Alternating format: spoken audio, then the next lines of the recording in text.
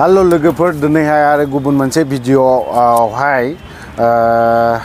Central जेलावहाय दिनै जों इउनाइटेड फराम अफ ex-ndfb सेंट्रलनिफ्राय इउनाइटेड फराम अफ ex-ndfb नि दैदेनगिरि बिथांमोना दिनैहाय सेंट्रल जेलावहाय 50,000 बा नैबे क्रिसमासनि नामाव बा माबा मोनसेनि नामावहाय हरनाय जादों। जों जाय मानसिया हैदों बिथांजों दान्दिसे जों सावरायनानै लानि। बिथाङानो जाहैबाय गुवाहाटी सिटीनि इउनाइटेड फराम अफ ex-ndfb नि सासे बिथाङा डिस्ट्रिक्टनि दैदेनगिरि GS जेनेरेल सेक्रेटारि, ओमफ्राय आंजों लोगोसे दंफाबावो बि राजा, बिथाङाबो इउनाइटेड फरामनि मा बिबान दं नोंथां? भाइसआव दं, भाइस प्रेसिडेन्ट दं। दा आं फार्स्टआवनो नोंथांनाव सोंग्रोनो लुबैदों जे नोंथांनाव जे मोनसे सोंग्रोनो लुबैदों आं दिनैहाय सेंट्रलनिफ्राय दिनै 50,000 ex-ndfb United forum of ex-ndfb दिनै बिथांमोना हरनाय जादों। बेखौ गासैबो बोसोरावनो मोनफ्रोमबो फोरबोआवनो हरनायनि मोनसे माबा अनसुंथाइ बा गोदान बोसोर बा नैबे बर'दिननि नामाव माबा मोनसे अनुस्थाननि नामाव हरनाय जादों। बेखौ नोंथांमोना प्रत्येक बोसोरावनो होनायनि बेबस्थाखौ लादों नामा? गोजोननाय थाबाय। दिनै मोजां सान, बे मासनि दिनैनि साना बहुत मोजां सान। बिथां जोंनि सेंट्रेलनिफ्राय इउनाइटेड फ्रम ex-ndfb निफ्राय बिथां रिमिलां सारमोन, सिला सारमोननि बिथांमोननि सहाय दैदेननायाव दिनै जोङो जेलाव थांनानै बिथांमोननो गोजोन आलो गोजोन जों लोगो अनलायनानै बे अनसुंथाइखौ जोङो 50,000 अनसुंथाइखौ जों होनाय जादों। आरो लोगोसेनो इयुनावबो जोङो फैगौ क्रिसमास बा गोदान बोसोराव हामगलायथिनाय मोजां बोसोरा मोजां जाहाथे थांनायनि थाखाय बे माबाखौ राहाखौ जों लानाय जागोन फैबाय थानाय समावबो। आरो दिनै जितु जोङो लोगो हमना फैबाय बिथांमोनखौ गासैबो मोजाङैनो दङ, जेबो रावहाबो दुखु गैया, बिराद गोसो खुसिजों बिथांमोना आजावदो, रायलायदों मोजाङैनो। सासे सानै एसे दुखुजों रानदों, गेम गेलेनानै एसे रानदों आरो बिथांमोना, थेवबो मोजां मोनदों जों रायलायनानै। आरो दिनै नोंथांमोना दिनै जयैनो मोनसे गुवाहाटी सिटीनि इउनाइटेड फराम अफ ex-ndfb आरो सेंट्रेलनि ज' नांनानै नोंथांमोना जेलाव जायफ्रा दङ बिथांमोननो मोनसे फिसा अनसुंथाइ हैनो हादों। नोंथांमोना हैनो होननानै माबोरै गोसोआव माबोरै नांदों? जोंनि दैदेनगिरिफोरनि जि हाबाफारि जों बुंनांगोन गिबि बे फार्स्ट खेब आरो बयनिफ्राय साबसिन हामसिन माने बर' हारिनि गेजेराव साफ्रोमबो ex-ndfbफोरनि खैफोद आफोदखौ मोनसे मेसेज होनाय जादों। आरो बे मेसेजआनो जाहैबाय मास मोनथामसोल' जादों बे आफादखौ दाफुंनाया। ex-ndfb खौसेथि आफादनि जेरैबायदि दैदेनगिरिफ्रा बे हाबाफारिखौ लादों, बेनो साबसिन बर' हारिनि गेजेराव सोरबा बेलेग फेक्सनखौ बेहाय गैया, सोर फुराना सोर गोजाम गैया, खौसे जानानै जेरैबायदि जेलाव दिनै बेबायदि एसेबाबो रां दैथायहरदों सारमोनहा सेंट्रेल बिबाननिफ्राय। जों सारमोनखौ जों गुवाहाटीनि साफ्रोमबो सारमोननिसिम गोजोननाय जासिहरो। आरो जोबथेसालियाव थाग्राफोरनि जाय बे जि एसे एनै रां दैथायहरदों बिथांमोनाबो आलो गोजोनै मिनि खुसियै नाजावदों। बिथांमोना गावसिनि जोबथेसालियाव थानाय दुखु दाहाफोरखौ सिङाव लानानै गावसिनि मोखां हाले गावसिनि आखाइजों नाजावदों, बेखौ जों गोजोननाय मोनदों। जियानो जाया मानो बिथांमोना उननि समाव थाबैनो उदां जानांगौ। आरो जाय गोदानै 2-3 मासल' जादों बे आफादखौ दाफुंनाया, बे समावनो जेरैबायदि बे हेफाजाबखौ होनो हादों,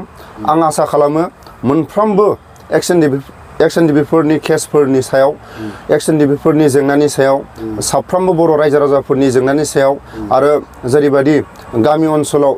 उन्दै गथ'फोरनि ड्राग्स जानायनि माखासे हाबाफारि लादों, बे जाफुंसारगोन होननानै आं आसा खालामो। सारमोना जेरै नाजादों, बयबो रायजो राजा साफ्रोमबो बर' माहारिफ्रा हेफाजाब होनांगोन। आरो जेरै केसफोर थानाय जायफोर जेरै बेसेबांबा सम खैफोद आफोदाव, जेरै सोरबा आखाइ गैया, सोरबा आथिं गैया, सोरबा मेगन गैया, बेबायदि देहानि माखासे अलखदाव दं, बिथांमोननोबो लासै लासै हेफाजाब होलांनो हागोन नोंबो आंबो रायजो राजाफ्रा बे गोदानै दाफुंजानाय आफादनो एसे एनै जुदि हेफाजाब होयोबा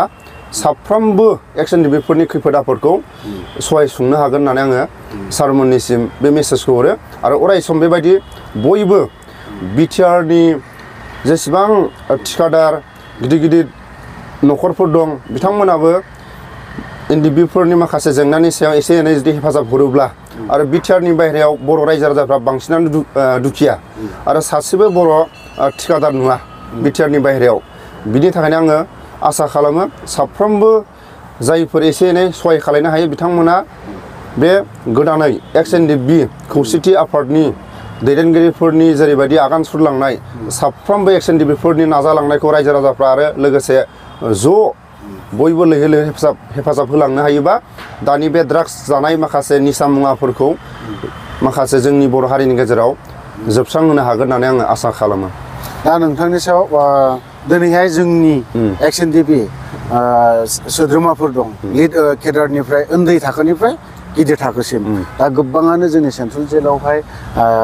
57सो 59 जों केडारफोर सोद्रोमाफोर दं दिनै बिथांमोना दिनैसिमबो उदां जानायनि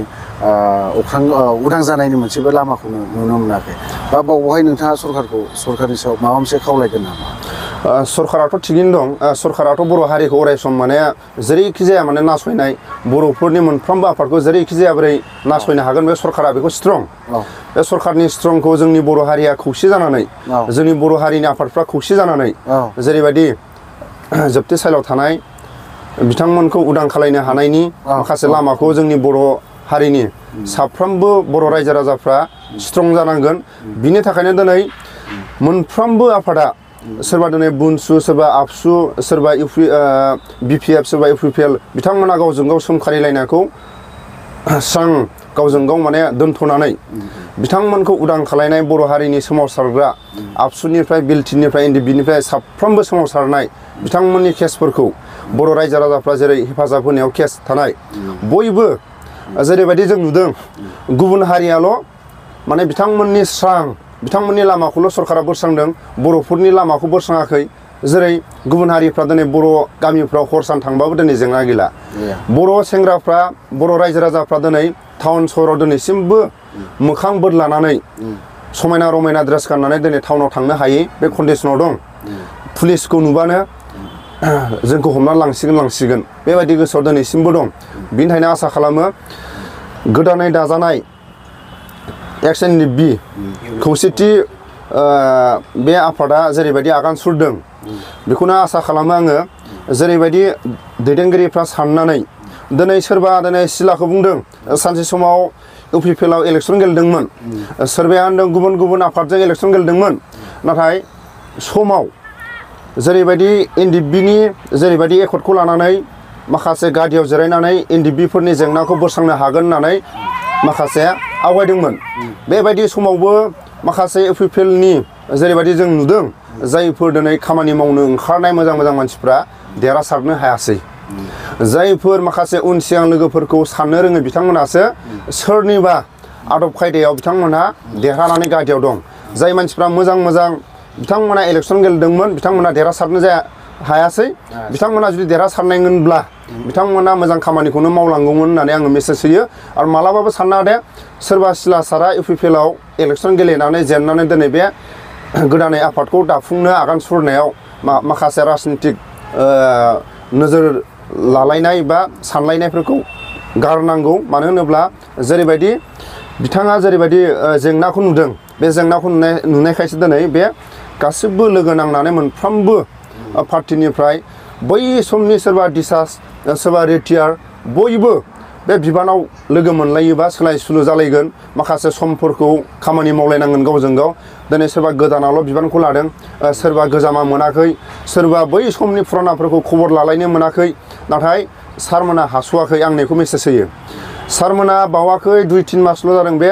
कमिटिखौ बे आफादखौ गठन खालायनाया बेबायदि समाव जेरै थाखा फैसानि माखासे अभाब जायो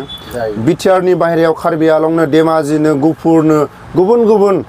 सिमायाव बिटिआरनि बाहेरायाव थानाय जायगाफ्राव थांनोब्ला माखासे गारि भारानि खोथा थाबाय गारि लांबाबो थावनि खोथा थाबाय बेबायदि जेंनायाव थांनो हायाखै आरो उननि समाव नैबे ख्रिस्टमास बायनायनि उनाव बिटिआरनि बाहेरानि साफ्रोमबो ex-ndfbफ्रा जाहाथे बेबायदि खौसे जानानै जेरैबायदि केसनि जेंना गामि ओनसोलाव बर' फरायसाफोरनि माखासे ड्राग्स जानायनि हस्टेलफोरनि जेंना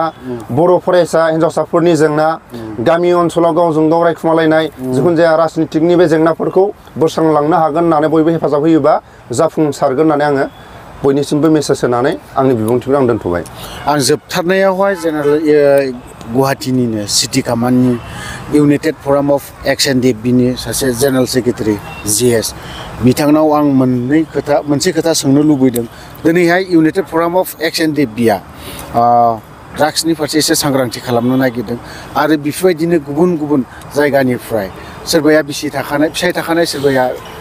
माबा थाखानाय बेफोरबायदिया दिनै गोबां जाथाय जाद्लायबाय थादों जों बर' समाजनि गेजेराव फैयै फैयै नोंसोरनि बे जायगायावनो बै प्रब्लेमा फैगासिनो दङ। इउनाइटेड फराम अफ ex-ndfbआ दिनैहाय ड्राग्सनि खेथ्रआवहाय सांग्रांथि होबथानो नागिरबाय थादों बा नोंथांमोनाबो दिनै आं सानो नोंथांनाव सोंनो लुबैदों बेखौनो जे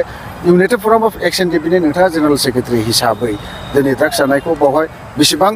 होबथानो हागोन आरो बेसेबां सांग्रांथि खालामना होनो हागोन आं नोंथाङा बेखौ फंनैसो खेंफोरथि होजानो लुबैदों। नंगौ बे केसखौथ' जोङो सापर्ट दङ 100%आव जोङो सापर्ट खालामगासिनो दङ आरो लोगोसेयैनो जोङो जेसांखिनि नुनाय खोनानाय खबर मोननाय मेसेज मोननाय बे खामानिखौ मावनो थाखाय जोङो Guwahati district United from ex-ndfb हिसाबै आं सासे गुवाहाटी डिस्ट्रिक्टनि GS जानानै दिनै आं बेखौनो बुंनो लुगैयो सोरबा लाबोखारनाय सोरबा लाना थांनाय आरो सोरबा ड्राग्स फाननाय बेनि एक्सनखौ जों मावगोन बेखौ सोरबा गाज्रि मोनबाबो जों मावगोन मोजां मोनबाबो जों मावगोन जाहाथे जोङो सिगां जेरै गावनि हारिखौ लामायाव बुना थांबाबो बा बुद्रुना लाना खारबाबो रावबो बुंनाय गैलामोन दाबो गैलामोन नाथाय नै दा बे जोंनि इउनाइटेड फ्रम ex-ndfb दानायजों लोगोसे बेजोंनो लोगोसे जों गासैखौबो जोंनि बर' हारिनि जिखिनि गाज्रि लाइनाव थांनाय मानसिफोरखौ जों मोजां लामायाव लांनो थाखाय जों इउनाइटेड फ्रम ex-ndfb आखायाव लागोन होननानै आसा खालामबाय आं। बा बावहाय जेनेबा ड्राग्स हमनो थांनायाव बा मालाबा समाव ड्राग्स हमनो थांगोन बावहाय ड्राग्स जानानै थानाय मानसिफ्रा गोबां निसाजों फेनानै थानाय गोबां हाथियारबो थायो बिसोरनाव सिखा बायदि रोखोमनि थायो बावहाय नोंथांमोना इउनाइटेड फरामखौ जायैनो हाहोगोन सानदों ना ओरैनो डिपार्टमेन्ट बा पुलिसफोरखौ मदद लाफानो सानदों? जोङो अलरेडि फर्मेलिटियाव थांगोन जितु सिस्टेम जों आयेननिफ्राय पुलिस प्रशासननिफ्रायबो जों मदद लागोन बिथांमोननि सापर्ट लानानै जों मावगोन सोंला सोंसि खालामगोन जाहाथे आरो जोंनि लोगोफोरबो माखासे दंखायो बेखौ लानानै जोङो खामानिखौ मावगोन होनना जों सानदों। थ' दिनैहाय नोंथांमोना गासिबो बर' रायजो राजा नोंथांमोना खोनाबाय जानांगौ बा दिनैहाय इउनाइटेड फराम अफ ex-ndfb बिथांमोना दिनै गुवाहाटी नोगोरमायावहाय दङ बिथाङा जाहैबाय जेनेरेल सेक्रेटारि ओमफ्राय बिथाङाबो सासे भाइस प्रेसिडेन्ट बिथाङाबो बि राजा बिथाङाबो मोनसे चेनेल दं नोंथांमोना थांनानै फल' खालाम गहपुर बिहार चेनेल बिथांनि चेनेलनि नामा नोंथांमोना फल' खालाम आरो दिनै बिथांमोना गुवाहाटी नोगोरमायाव थानानै गोबां ड्राग्स जानानै जोंनि बर' सुबुं बा बर' आइजोफोर बा गोबां आइजो सुबुंफोरल' नङा हौवासाफोरल' नङा हिन्जावसाफ्राबो बेफोरबायदिनो गोबां गाज्रि माबायाव आखुआव गोग्लैनानै दङ बिथांमोना बेफोरबायदिनि सायाव गोख्रों एक्सनखौ लागोन होननानै दिनै बिथांमोना आंनि चेनेलनि गेजेरजों फोरमायहरदों। थ' लोगोफोर आं भिडिअखौ बारा गोलाव खालामनो सानाखै बेवहायनो दोनथ'बाय जय बर' हारिनि। दे।